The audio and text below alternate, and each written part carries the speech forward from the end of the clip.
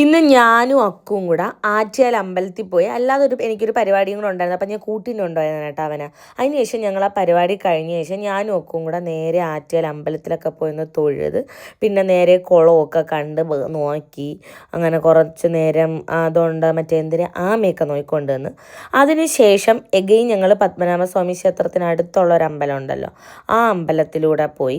കാരണം ആ ദോശ കഴിക്കാൻ പോയാണ്. അപ്പം ദോശ കഴിക്കാൻ പോണതിൻ്റെ സൈഡിലൊരു അമ്പലമുണ്ട്. അങ്ങനെ ഒന്ന് തൊഴുതു.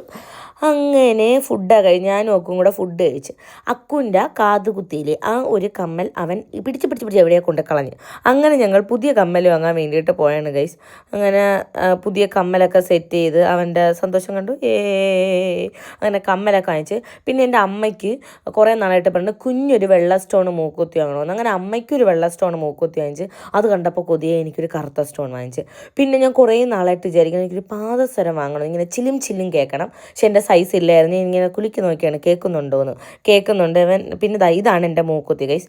പിന്നെ നേരെ വീട്ടിൽ പോയി അമ്മയ്ക്ക് മൂക്കുത്തി എടുത്ത്. മൂക്കുത്തി വെച്ചപ്പോൾ എന്തൊരു സാധനം ഗിഫ്റ്റും കിട്ടി. അത് കൊടുത്തപ്പോൾ അമ്മയ്ക്ക് സന്തോഷമായി. So guys, bye bye.